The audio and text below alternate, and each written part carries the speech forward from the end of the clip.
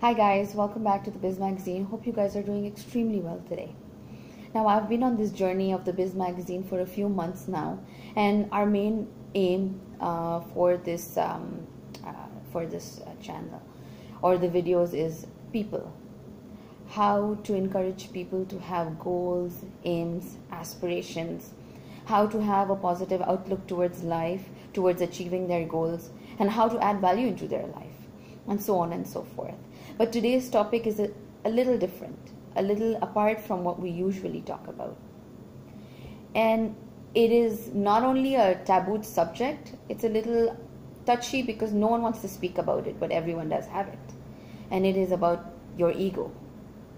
There are two kinds of ego, a good ego and a bad ego.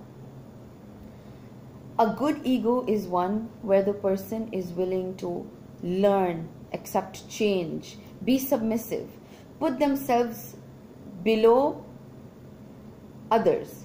It's a people first approach. Those are signs of a good ego.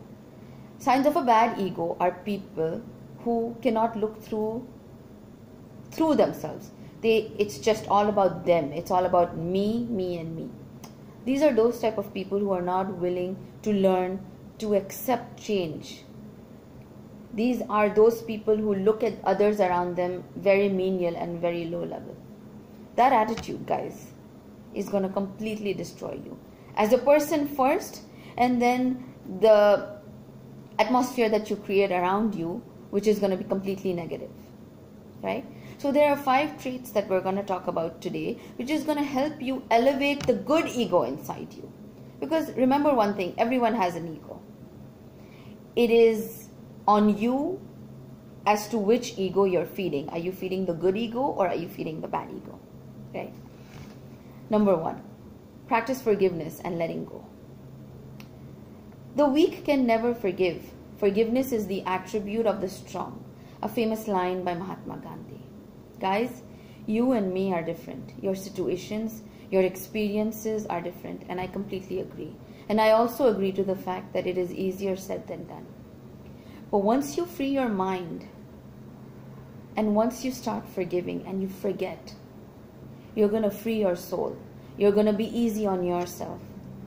Your mind is then going to be open to so many other changes, so many other positive things around you, which you subconsciously might be holding in for so many years.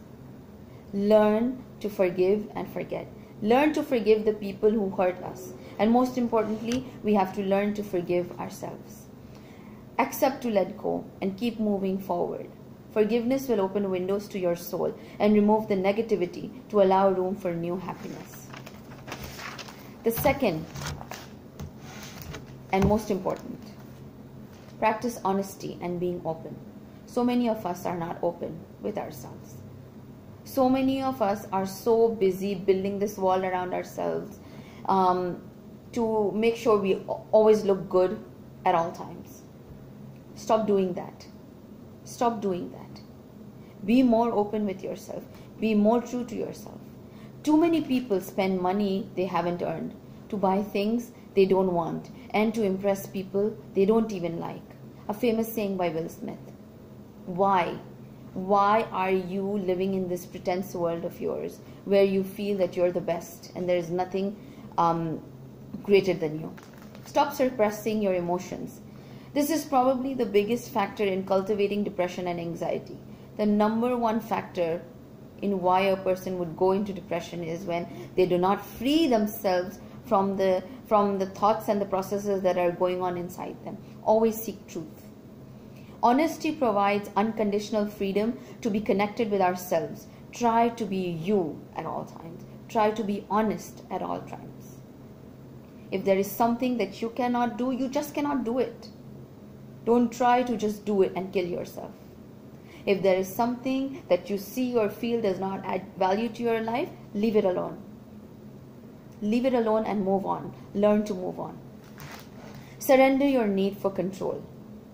Listen to this, guys. We are not our egos. We are not our jobs. We are not our material possession. And we are not our achievements.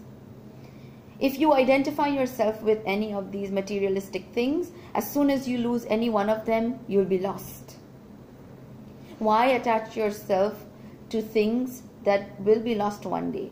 Why are you not rich in your values, in your ideas, in your thoughts and process? Be a complete person in yourself and always show gratitude. Take risks, be curious, explore, do what makes you happy. Sometimes it's not always important to make others happy around you, and make sure you're seeking for that acceptance. You're allowed to do things that make you happy just so that you're true to yourself. I don't mean that you want to go and harm someone. No, just be true to yourself. Enjoy silent moments with yourself. Create a routine to remind yourself about yourself and the things that you're able to achieve. The good things about yourself. Practice gratitude. We did a video a few months ago where I took out a list of things that I was grateful for. And I think, guys, if you want to look back into that video, the things that I listed were so simple. Things like a customer walked in, or I had a good conversation, I had good family time, I watched a movie, I ate ice cream, etc., etc. The whole idea is to just show gratitude. Because when you kind of take out the positive from all the negative things around, what you are doing is you're banking the positivity. Once you start banking in the positivity, that's what you're creating around you. Well, when we talk about killing your ego and actually investing time in building a good ego, the reason I'm doing this is so that this is not only going to help you as a person first, it is whatever you are going to radiate is going to become you. Always remember, whatever you radiate becomes you.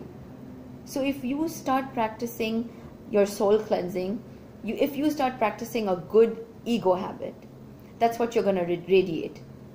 And that's what you're going to attract. You're going to attract positivity. You're going to attract like-minded people like you. You're only going to attract people who always think about success in a good way, which also helps people around you. Look for that positive note even if you are in your failure moments, even if you're in your fallbacks, and learn to always appreciate. Learning to let go of your ego is very easy in theory, and I agree to that. However, it can be very difficult to execute in the moment. I completely agree when people say that it's easier said than done. There are times when I myself am put into a situation where I think I have to kind of tap myself on the shoulder and say, hey, let go of your ego. Stop being someone else. Be true to yourself. Don't feed the negative portion of your ego. Feed this positive portion of your ego. Guys, today's topic, I just hope you guys have learned so much as to not giving in to your negative side.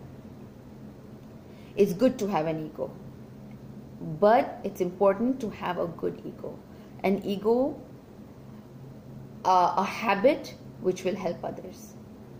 Thank you so much for tuning in with me. If you have any of stories of your own, do let me know. Until next time, thank you once again, guys, and bye-bye.